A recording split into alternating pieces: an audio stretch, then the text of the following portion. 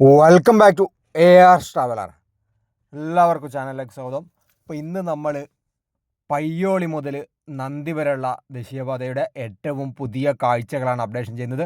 അപ്പോൾ പയ്യോളിയിലെ നമ്മുടെ അപ്രോച്ച് റോഡിൻ്റെ ഭാഗത്തു നിന്നുള്ള കാഴ്ചകളാണ്. ഇരു സൈഡിലെയും സർവീസ് റോഡുകളൊക്കെ ഇപ്പോൾ നല്ല രീതിയിൽ താരങ്ങി ചെയ്ത് വൃത്തിയാക്കിയിട്ടുണ്ട്. നേരത്തെ കുണ്ടും കുഴിയൊക്കെ നിറഞ്ഞ ഒരു പ്രദേശമായിരുന്നു സർവീസ് റോഡുകൾ. ആ സർവീസ് റോഡിനൊക്കെ നല്ല രീതിയിലെ മാറ്റങ്ങൾ വന്നതായിട്ടാണ് നമുക്ക് കാണാൻ സാധിക്കുന്നത്. ഒരുപാട് കഷ്ടപ്പെട്ട് യാത്ര ചെയ്ത ആളുകളുണ്ടായിരുന്നു. അപ്പോൾ അവർക്കൊക്കെ ഒരു യാത്രയിൽ നിന്ന് ദുരിത യാത്രയിൽ നിന്ന് ചെറിയൊരു മോചനം ലഭിച്ചിരിക്കുകയാണ്. അപ്പോൾ പയ്യോളി ഭാഗത്ത് അത്യാവശ്യം കുഴപ്പമില്ലാത്ത രീതിയിൽ മാറ്റങ്ങൾ വന്നിട്ടുണ്ട്. സർവീസ് റോഡിലെ പ്രധാനമായിട്ടുള്ള കുണ്ടുകളൊക്കെ അടച്ചതാണ് പ്രധാനപ്പെട്ട മാറ്റം. അതേപോലെ തന്നെ അപ്രോച്ച് റോഡിൻ്റെ ഭാഗത്തൊക്കെ കുറേയൊക്കെ വർക്ക് പുരോഗമിച്ചിട്ടുണ്ട്.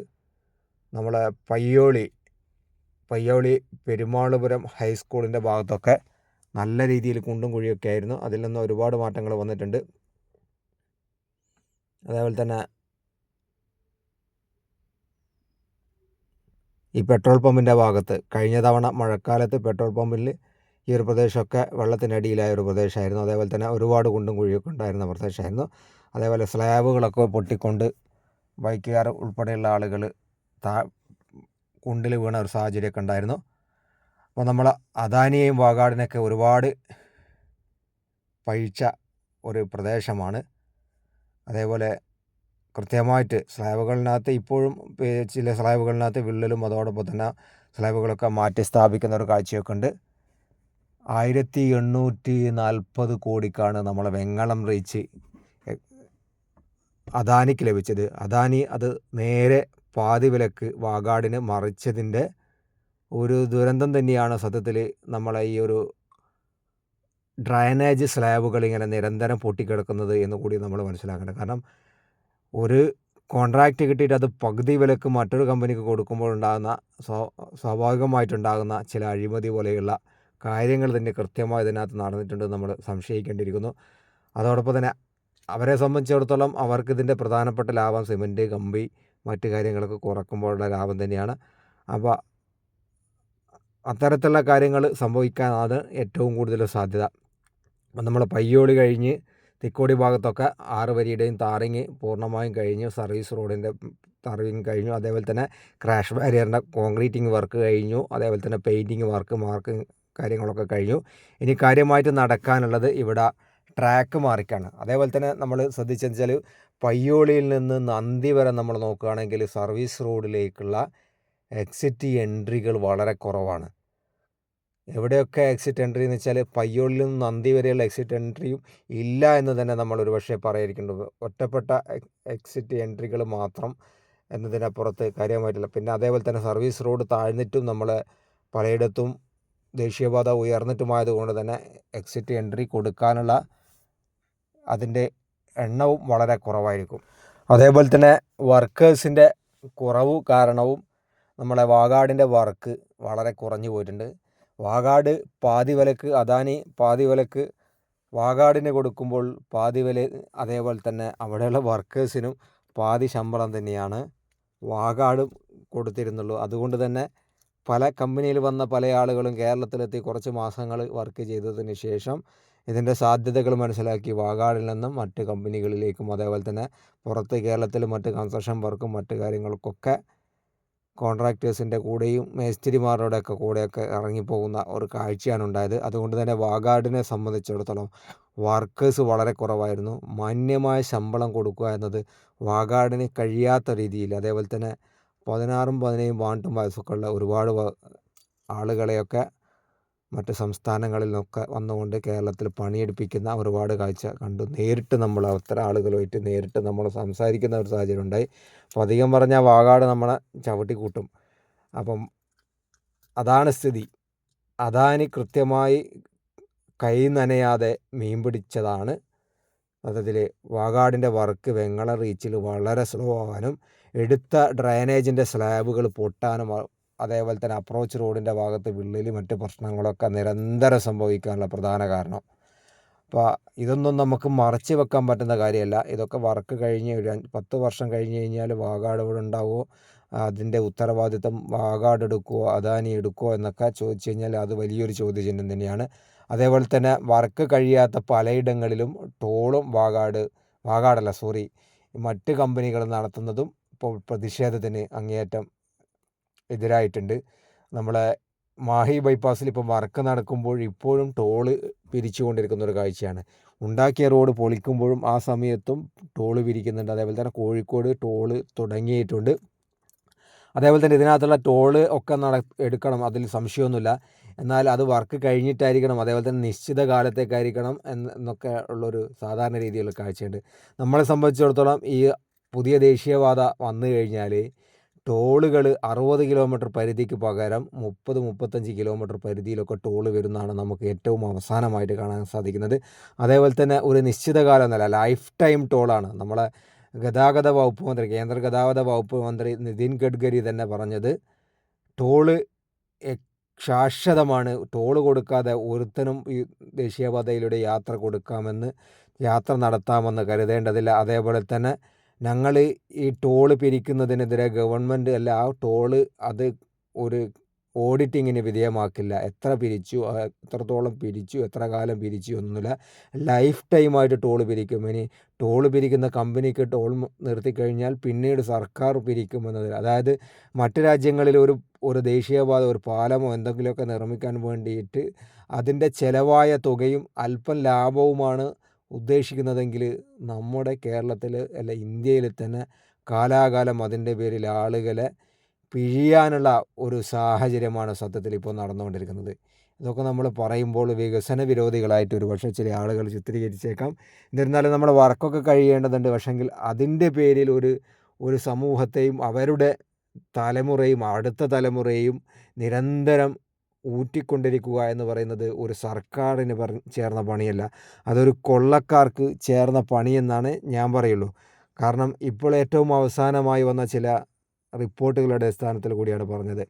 അപ്പോൾ കാര്യങ്ങൾ ഇതൊക്കെയല്ല പറയേണ്ടിയിരിക്കുന്നു. അപ്പോൾ അതുകൊണ്ട് പറഞ്ഞതാണ്. അപ്പം നമ്മൾ നന്ദി ഭാഗത്താണ് ഇപ്പോൾ എത്തിയിരിക്കുന്നത്. നന്ദി ഭാഗത്ത് നേരത്തെ ഈ മണ്ണിൻ്റെ മുകളിലൂടെയൊക്കെ പൊടിയും ഒക്കെ താണ്ടിക്കൊണ്ട് കമ്പിൻ്റെ മുകളിലൊക്കെ യാത്ര ചെയ്തിരുന്ന ഒരു സാഹചര്യം ഉണ്ടായിരുന്നു.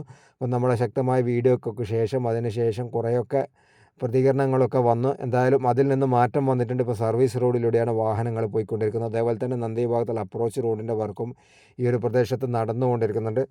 അപ്പോൾ ഇതാണ് നമ്മുടെ പയ്യോളിയിൽ നിന്ന് നന്ദി വരെയുള്ള ഏറ്റവും പുതിയ കാഴ്ച.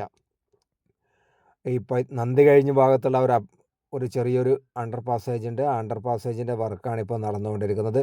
അതേപോലെ തന്നെ വാഗാടിൻ്റെ ക്രഷറിയും ഈ ഒരു പ്രദേശത്തുണ്ട്. വാഗാടിൻ്റെ ക്രഷറിയുമായി ബന്ധപ്പെട്ടുകൊണ്ടുള്ള ക്രഷർ എന്നാണ് പറയേണ്ടതെന്ന് ചില ആളുകൾ പറഞ്ഞിട്ടുണ്ട്. എന്തായാലും നമ്മൾ ഈ എൻജിനീയറിങ് പഠിക്കാത്തത് അതിൻ്റെ ചില ടെക്നിക്കൽ വേർഡുകൾ അങ്ങോട്ടും ഇങ്ങോട്ടൊക്കെ വ്യത്യാസം വരാറുണ്ട്, ക്ഷമിക്കുക. അപ്പോൾ നമ്മുടെ നന്ദി ഭാഗത്തുള്ള ഏറ്റവും പുതിയ കാഴ്ചയാണ്. ഇവിടെയൊക്കെ നേരത്തെ അനിശ്ചിതമായി കിടക്കുന്ന പ്രദേശമായിരുന്നു. വാഹനങ്ങളൊന്നും സഞ്ചരിക്കാത്ത, ഒരു ഫോട്ടോസ് പോലും എടുക്കാൻ അനുവദിക്കാത്ത ഒരു പ്രദേശമായിരുന്നു. എന്തായാലും ഇവിടെയൊക്കെ വർക്ക് പുരോഗമിക്കുന്ന ഒരു കാഴ്ച തന്നെയാണ്. ഇനി അടുത്തത് നമ്മൾ നന്ദി മുതൽ ചെങ്ങോട്ടുകാവ് വരെയുള്ള പ്രദേശത്തുള്ള കാഴ്ചകളാണ് അപ്ഡേഷൻ ചെയ്യുന്നത്. ഞാനിത് പറയാനുള്ള പ്രധാന കാരണം വെച്ചാൽ തൃശ്ശൂർ എറണാകുളം യാത്ര ചെയ്യുന്നവർക്കറിയാം പാലിയേക്കര ടോൾ പ്ലാസ, അതായത് 56 കിലോമീറ്ററാണ് ആ 4 വരി പാത ഉള്ളത്. 312 കോടിയായിരുന്നു GIPL എന്ന് പറയുന്ന കമ്പനി അന്ന് പണി കോൺട്രാക്റ്റ് എടുക്കുമ്പോഴുണ്ടായിരുന്നത് ആ കരാറ്.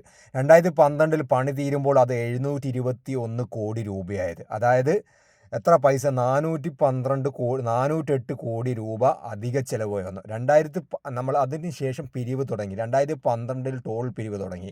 2012 ടോൾ പിരിവ് തുടങ്ങിയിട്ട് 2023 ആകുമ്പോഴത്തേക്കും 1135 കോടി രൂപ പിരിച്ചു. 2025 PAC റിപ്പോർട്ട് പ്രകാരം, സർക്കാരിൻ്റെ റിപ്പോർട്ട് പ്രകാരം 1506 കോടി രൂപ ഓൾറെഡി പിരിച്ചു കഴിഞ്ഞിട്ടുണ്ട്. അതായത് 800 കോടി എന്ന് പറഞ്ഞാൽ അതിൻ്റെ ഇരട്ടി പിരിച്ചു കഴിഞ്ഞു. ഇനി 2028 വരെ കാലാവധിയുണ്ട്. അപ്പോഴേക്കും ഏറ്റവും ചുരുങ്ങിയത് ഒരു 5000 കോടി രൂപയെങ്കിലും പാലിയേക്കൽ ടോൾ പ്ലാസയുടെ, അതായത് 400 കോടി എന്ന് പറഞ്ഞെടുത്ത് 4000വും കടന്ന് 5000 കോടി രൂപയെങ്കിലും പിരിക്കും. ഇതാണ് സത്യത്തിൽ ഒരു വികസനത്തിൻ്റെ പേരിൽ കോർപ്പറേറ്റ് കമ്പനികളും സർക്കാരും കൂടി ചേർന്നുകൊണ്ട് ജനങ്ങളെ കൊള്ളയടിക്കുന്നത്. ഓരോ വർഷവും ഓരോ മാസവും വാഹനങ്ങൾ നിരത്തിൽ കൂടുന്നുണ്ട് എന്നതിനപ്പുറത്ത് ഒരു വാഹനവും കുറയുന്നില്ല. ചെയ്യുന്നില്ല. അപ്പോൾ ഈ ഒരു യാഥാർത്ഥ്യം കൊണ്ടാണ് ഒരു ടോളുകൾക്ക് ഒരു ഓഡിറ്റിങ്ങും വിധേയമാക്കില്ല എന്ന് കേന്ദ്ര സർക്കാർ ഗതാഗത വകുപ്പ് മന്ത്രി പറഞ്ഞത് എന്നറിയില്ല. അപ്പോൾ ഇതാണ് കാര്യം. അപ്പോൾ എനിക്ക് പറയാനുള്ളത്, രാഷ്ട്രീയക്കാർക്ക് വേണ്ടിയിട്ട് ന്യായീകരണ തൊഴിലാളികളായി നമ്മൾ മാറാൻ പാടില്ല. വികസനം നമുക്ക് ആവശ്യമാണ്. അത് ഒരുത്തൻ്റെയും കുടുംബത്തിൽ നിന്ന് കൊണ്ടുവരുന്നതല്ല, നമ്മൾ കൊടുക്കുന്ന നികുതിയിൽ നിന്ന് തന്നെയാണ് വികസനം നടന്നത്. അതിൻ്റെ പുറമെ ഇത്തരത്തിലെ കൊള്ളകൾ നടത്താൻ ഒരാളെയും, സർക്കാരായാലും കോർപ്പറേറ്റ് ആയാലും, ആരെയും അനുവദിക്കാൻ പാടില്ല.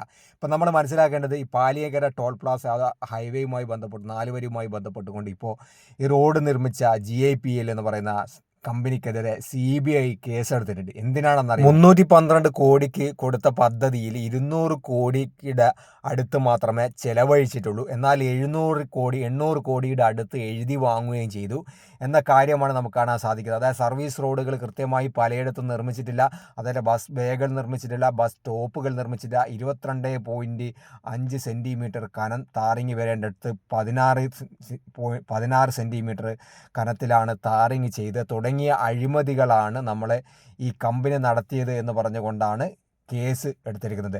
അതേപോലെ നമ്മളെ പുതിയ ദേശീയപാതയിനകത്തും ഒരുപാട്, നമ്മളിപ്പോൾ ഐനിക്കാട് ഭാഗത്തുള്ള സർവീസ് റോഡ് ചുരുങ്ങിപ്പോയതും സർവീസ് റോഡ് ഇല്ലാത്തതും പലയിടത്തും ചുരുങ്ങിപ്പോയ കാഴ്ചകളൊക്കെ നമുക്ക് കാണാൻ സാധിക്കും.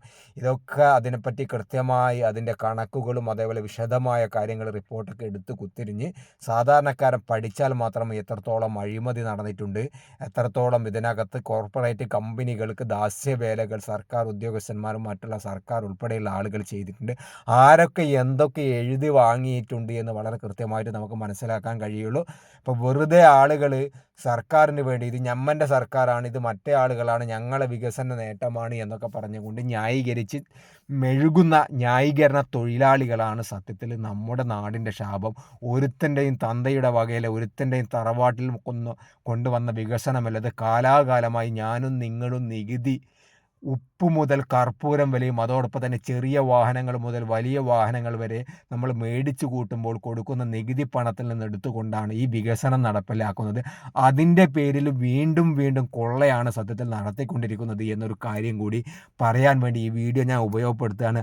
അല്ലാത്ത പക്ഷം നമ്മളൊക്കെ വെറും തള്ളിമറിക്കുന്ന ആളുകളായിട്ട് പിന്നീട് കാലം ചിത്രീകരിക്കും.